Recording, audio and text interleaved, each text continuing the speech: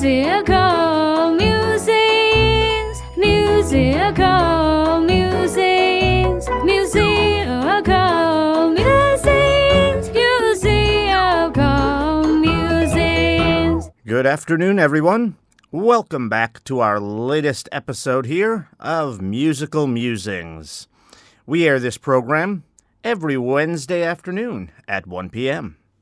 The program is broadcast to you from Rajamachan University of Technology, Pranakhan.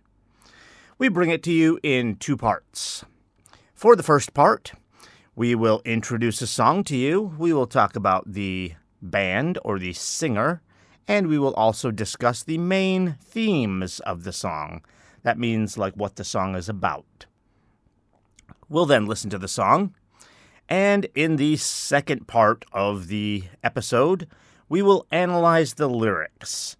We're especially going to look at anything that may be difficult to understand. Any difficult vocabulary, slang, idioms, things like that. And then we'll get to the news and latest updates from the university as always. Musical musings, musical musings, musical musings, musical musings. Welcome, everyone. I'm Gary Gray, your host for the Musical Musings program. I come from America, and I am an English teacher here at Rajamachan University of Technology, Pranakhan. I have been here for about 6.5 years, and although I'm an English teacher, I also enjoy playing a little bit of music and listening to music, and so that's why we are here hosting this show, Musical Musings, where we're going to take a look at some English language music. For today, we're going to be listening to the song Baba O'Reilly. Baba O'Reilly. That may sound like a weird name, Baba O'Reilly. I will explain the name a little bit in just a moment. But first, let's talk about the group who sings it. The group goes by the name The Who. Now, that is spelled W-H-O, like the question, like who is that? Who is this? I have to mention that because there is a new band, more recent, called The Who, but it is spelled H-U, which stands for human. They are also a band I like very much. They are a Mongolian heavy metal band, which sounds really weird. I recommend you check them out. We may not ever do them on this program because most of their music is in Mongolian. They do have one song where they cross over and do it in English as well. We might actually do that song. We might be able to do that one. So we may do that song in the future. But for today, we're talking about The Who, W-H-O. The Who. So, excuse me. So The Who is a band from Britain. They formed in London in 1962. When they originally formed, they had a different name. They were called the Detours. Detour means when you're trying to avoid something, usually when you're driving, and it's usually a specific set up area to avoid. In other words, the police will have you go around something, or maybe there's construction, you have to take a different road. That's a detour. Not sure where they came up with that name, but then they changed it in 1964 to The Who. So although the band formed in 1962, The Who, as they were known as The Who, formed in 1964. So they're still around today, but they have had a lot of lineup changes. It's really not the same band as it once was. And that early lineup really was the best. Almost everyone from the original band became quite famous. Probably the least famous one is a gentleman by the name of John Entwistle. And most people who really are into music know him, so he's even pretty famous. All the other ones are quite famous. Roger Daltrey, Pete Townsend, Keith Moon are the other three. Roger Daltrey and Pete Townsend are especially famous. Especially in Britain, but also in a lot of the English-speaking world. Probably some of the non-English speaking world as well, wherever that style of music is famous. So they formed in 1964. And they were around for about 14 years until 1978. Again, they're still around now. But that was their most famous period, 1964 to 1978. And again, they've changed a lot of the people. So who is still there, who is not still there, who's coming, who's going. It's changed a lot. So when we're talking about The Who in their kind of main time period, it's going to be 1964 to 1978. You should be aware, since you may not be, since it's an old band, and since it's an English-speaking band, you may not be aware of this, but you should know that they are actually one of the most famous bands ever. They might be a little bit lower than, say, a band like the Beatles, who are probably the most famous ever. And if you're talking about individual singers, they would be lower than someone like Michael Jackson. But they are right up there.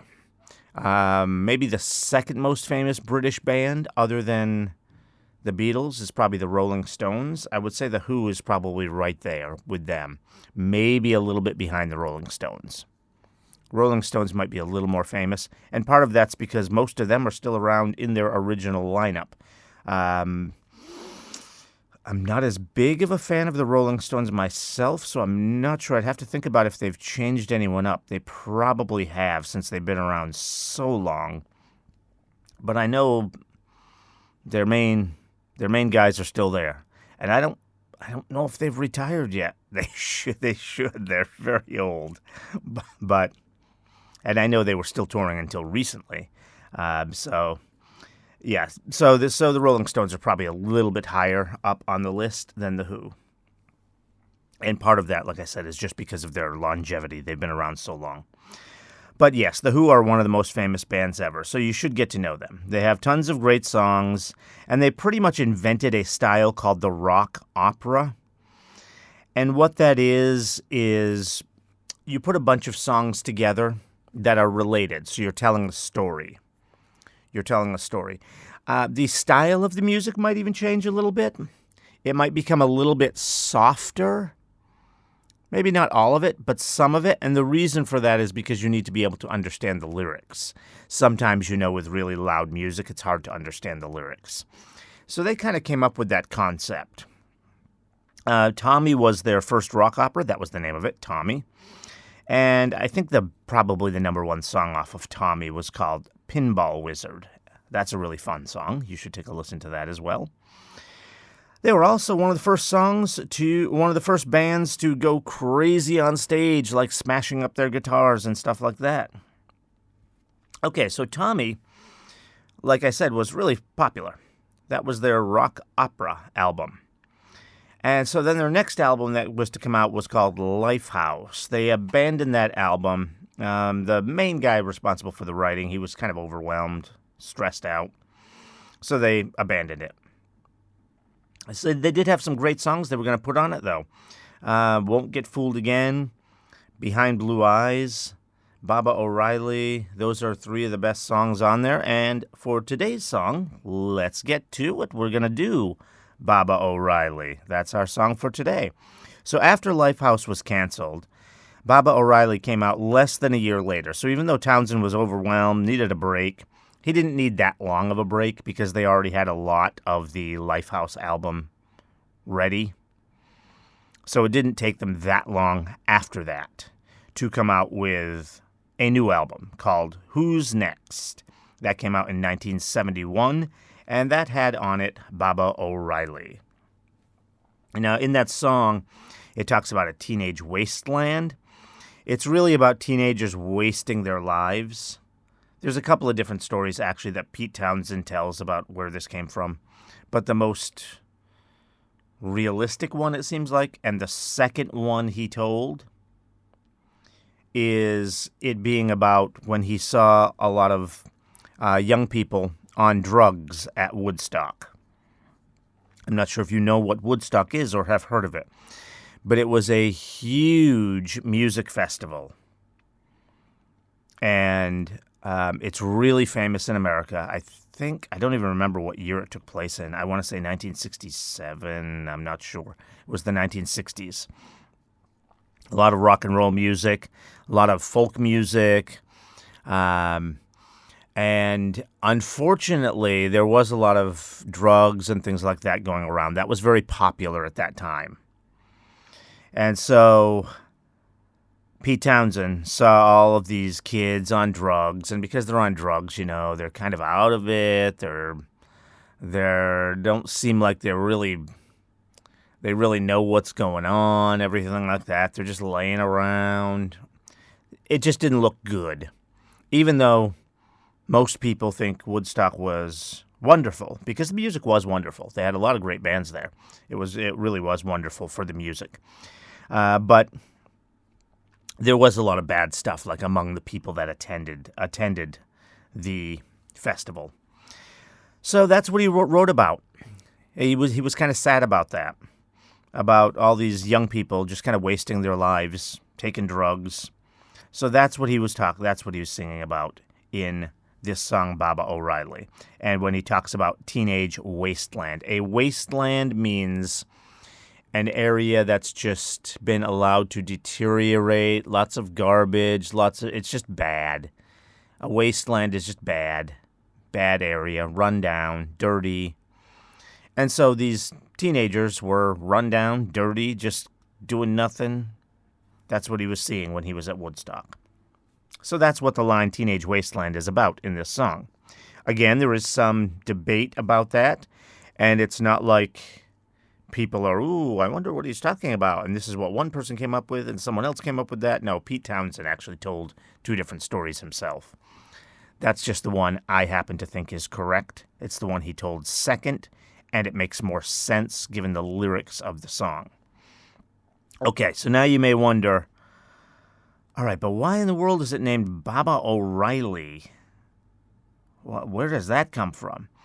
Okay, well, this was really more about the music than anything else. He wanted to incorporate some music that was related to an Indian guru. That's like a religious leader who was from India. This was kind of popular in the late 1960s in America. I'm not sure why it got so popular, but it was. The Beatles had their own, what was his name? Maharishi Mahesh Yogi, I think was his name, for the Beatles. That was like their spiritual person they turned to. That was pretty popular in America at that time. And I guess in Britain, because The Who is from Britain and the Beatles are from Britain. So in America and Britain, it was pretty popular. So there was an Indian guru named Meher Baba.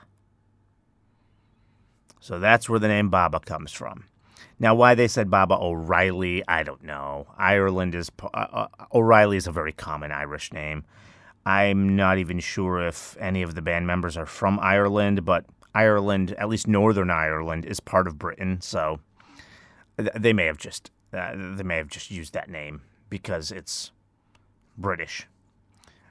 So that may be where they came up with O'Reilly from. I'm not really sure, but the Baba is referring to an Indian spiritual leader named Meher Baba. All right, that's enough talking. Let's get to the song.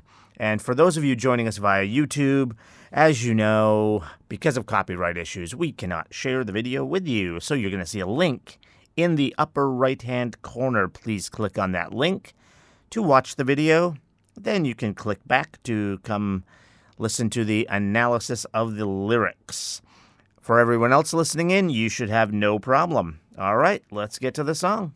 Musical musings, musical musings, musical musings, musical musings. Welcome back. All right, that was Baba O'Reilly by The Who, and that song is about teenage desolation, teenagers on drugs, and just being kind of out of it. Dirty, not knowing what's going on. It's about what he saw at Woodstock. Okay, now, the way he wrote the song, however, is going to seem a little bit weird being related to that. because of the way he combined it. He made the song. It was supposed to be sung by an Irish farmer. I'm not sure why he came up with that idea. I believe that album, Lifehouse, was actually supposed to be another rock opera. So he's trying to tell a story. So that's why it doesn't really seem like it's about Woodstock. So we start out with the song, out here in the fields, I farm for my meals. I get my back into my living. All right, so we're talking about a farmer. And by the way, it was an Irish farmer. That might be where he came up with the O'Reilly from, for Baba O'Reilly. That may be the name of the man. It doesn't really say anything about that in the song. The song never mentions Baba. It never mentions O'Reilly. So that may be the man's name. We don't know. His wife, Sally, is mentioned in here once. So we're talking about a farmer on a field here. So that's literally that's if you just take this literally, in other words, the words for what they say. Out here in the fields, so okay, that's easy enough to understand. He's working the fields. I farm for my meals. Okay, so this guy is someone who might sell his crops and stuff, but he also eats his own food that he's growing. He's farming for his meals. I get my back into my living. Okay, so when this is an English saying that I do need to explain. When someone says they get their back into something, it means it's hard work, like physical work. That's what that means. Now, some people will use that for non-physical work just because it's a saying. So, like for my teaching, if I'm working really hard teaching, like this semester, I have a lot of classes, I could say I'm getting my back into my teaching. That would not be literally what that means, because it literally is more about physical. Like you can imagine your back hurting from doing a lot of physical work. That's what that means. Get my back into my living. Your living means your job. So in other words, he works hard farming. All right, so the next lines are, I don't need to fight to prove I'm right. I don't need to be forgiven. Okay, again, this is probably pretty easy. I don't need to fight to prove I'm right. In other words, this is a pretty simple life. He's working hard. Doesn't need to do anything to prove it. Working hard, growing his own food for him and his family. We do know that he's married. Again, we don't have the full story here because this was supposed to be part of a rock opera, and this is just one song by itself, so we don't get everything. We don't get the whole background here, but the wife is mentioned a little bit later. So I don't need to fight to prove I'm right, and he doesn't need to be forgiven. Okay, so he's got nothing he feels about doing badly. Okay, then we move on. It says, don't cry, don't raise your eye. It's only teenage wasteland. Okay, so now what does this mean? So someone's looking down. I guess because it says don't raise your eye, he's telling them not to cry. So this one is a little hard to understand what he means here. I have to tell you that this song is going to be a little hard for me to explain the meaning. So we're going to try to mostly go through the English words, like what are the words that might be hard to understand. The reason is, once again, I'll say it again, this was supposed to be part of a bigger story. So it's not clear what he's talking about here. Talked about his farming, he's working hard, he's doing his life right, doesn't need to prove he's right, doesn't need to be forgiven. Why are we suddenly talking about someone having their head down? That's what it means when it says don't raise your eye. Keep looking down. It says don't cry. Don't cry, don't raise your eye. So this is supposed to be kind of encouraging because you're telling someone not to cry, right? And don't raise your eye. I don't know if they're looking down because they're sad, or sometimes we use the term of looking down, like when you're really concentrating on your work. You're focused on it. Like if you're working at a desk, your eyes are down on the desk, on your paper, doing what you're working on. Could be talking about that, since he talked about working hard in the first part of the song. But clearly they feel bad about something because he's trying to encourage this person, saying, don't cry, don't raise your eye. And then he says it's only teenage wasteland. So again, not really sure what that's supposed to mean in this context. I explained to you what the teenage wasteland was. And I do know some of the information about the backstory of this. He and his wife supposedly have kids. So what he might be saying is that this might be about their kids. So maybe their kids are on drugs. And that's what he's saying. He's saying, look, I'm working my butt off here, working hard. I'm doing my life right. And then you got the kid here who's wasting his life on drugs. And I think that might be what he's saying here. Again, not sure. I think that's what he's saying here, because then the next line is, Sally, take my hand. We'll travel south cross land. Put out the fire and don't look past my shoulder. Okay, so Sally, that's the name of his wife. So it sounds like the don't cry, don't raise your eye, it's only teenage wasteland was directed to his wife. So this is the husband singing to his wife. I know they're supposed to have kids in this story. So when he says it's only teenage wasteland, that's probably what he's talking about. Now take my hand, we'll travel south cross land, put out the fire, and don't look past my shoulder. Once again, not entirely sure what we're talking about here. This isn't clear. But they're going to go somewhere, and he says, put out the fire. So my guess here, what they're talking about is, at Woodstock, a lot of people, they had bonfires and things like that. So it was really this party atmosphere. So what he's saying here is they're going to go there, and they're going to end that. They're going to put out the fire. They're going to end this. Obviously, they're not talking specifically about Woodstock in this case, but whatever this party with all these drugs are that their child is at, they're going to go there, put out the fire, and then it says, and don't look past my shoulder. So what that probably means, again, to me, my interpretation of that, again, this song is a little hard to interpret, is that he means he doesn't want his wife to see what's going on. Doesn't want his wife to see their own children on drugs and just not in a good condition, not in a good place. So don't look past my shoulder. So come with me.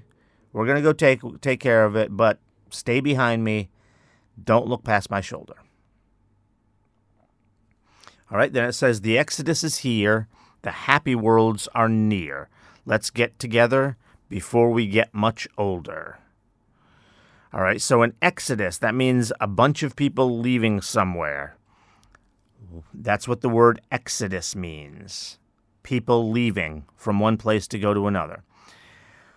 Once again, hard to know what he's talking about, but it's possible since they went down there to put out the fire, they maybe got everyone to leave. Maybe they were successful. So everyone's leaving, and that's why he says the happy worlds are near.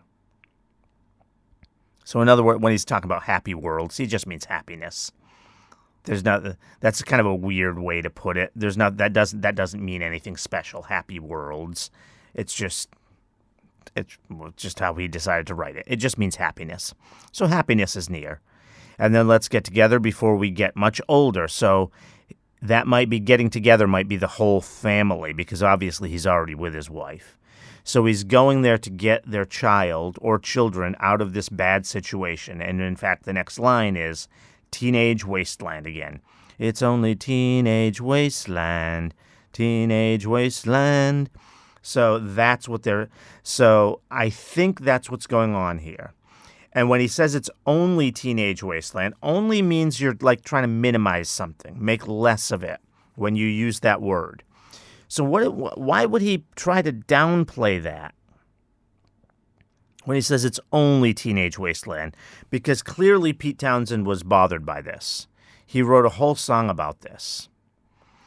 Well, what I think he's saying there is that, with a lot of these people, they grow up and they grow out of that. They stop using drugs. They get a job. Maybe they go to college. Maybe they don't go to college and just get a good job as plumber, mechanic, something like that, which in America is actually a pretty good job. So they stop all that nonsense and they have a good life after that. Some of them, I actually grew up knowing some people like that, some of the people that were a little older than me. Some of them do still use a little bit of drugs, but some of those drugs are now legal, just like they are here with marijuana being legal. So I guess it's not that bad, but they don't use a lot of drugs. Plus, back then, it wasn't usually marijuana. That was also popular, but there was a different type of drug back then, which was more popular, which was not good. It would make you like the teenage wasteland. Like the teenagers wouldn't know what's going on. They'd just be wandering around. They wouldn't care about washing themselves. They'd be dirty, just blech. So, teenage wasteland, yeah. And so he may be saying it's only teenage wasteland because it's only while they're teenagers. Once they get into their 20s, they'll grow out of this, and it'll be okay. Now, the weird thing about this song, okay, is that he's clearly saying that this is bad. Now, he's saying it's okay. Don't worry about it. They're going to grow out of it. It's only teenage wasteland. They'll grow out of it. But he's still talking about it like it's bad. This is not a good thing. So don't cry, don't raise your eye, and Sally, take my hand, we'll travel south, cross land, put out the fire, but don't look past my shoulder, don't look at them, you don't want to see them, this is a mess, they're dirty, you don't want to have to worry about this. And again, reminding her it's only teenage wasteland. So the song ends with, they're all wasted. Wasted in English slang means, again, they're on drugs or they're drunk, or it's something that like alters your state if you have too much of it. If you have too much of it and you're drunk or high or whatever, it's called being wasted. The reason I say it's kind of funny is, well, maybe it's not funny, maybe it's sad, but when the song came out, instead of a lot of of course, it's a lot of these teenagers listening to this music, right? Teenagers, young adults that like this music. It's rock music, so it's teenagers, young adults. Instead of feeling badly that, oh, God, this is about us doing stuff we're not supposed to be doing drugs and stuff. Instead of feeling bad about it, they celebrated it. They loved the last line. They're all wasted.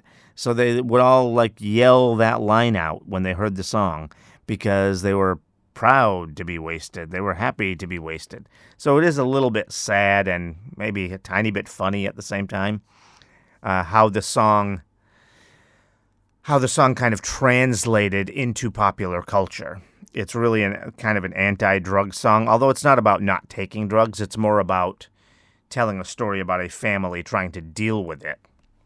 It's not really about telling people not to take drugs. It's about the father, who I'm guessing is Baba O'Reilly. I'm not sure. They never say his name. And his wife, Sally, and their child being on drugs. Again, at least I think that's what the song is about. It's not entirely clear because this song was supposed to be part of a bigger story. So we only have a little piece of the story here. Not entirely clear what the story is about. But hopefully I helped you with some of the difficult words, like what it means to put your back into something, what the word living means, what the word about raising your eye, it means he's telling her to keep looking down, what he means when he says don't look past my shoulder, what it means to be wasted, things like that. So hopefully you have a better understanding of what the words in the song mean, even if we don't know exactly what the story is saying. All right, so that's going to be it for this song. Once again, the name of the band is The Who. Please go listen to more of their music. Their rock opera Tommy is great. I love the main song. I think the most popular song on that album is probably Pinball Wizard. Pretty sure about that. And I really do like that song. I think it's a really fun song. It's about a deaf, dumb, blind kid, Not sure why they call him dumb. I think what they mean is he can't speak. Dumb kind of means stupid in English, and I don't think that's really what they mean in the song. Dumb can be used in slightly different ways sometimes. I think what they mean is he can't speak. It says a deaf, dumb, and blind kid, and he's playing pinball, and he's really good at it. So, really fun song. Okay.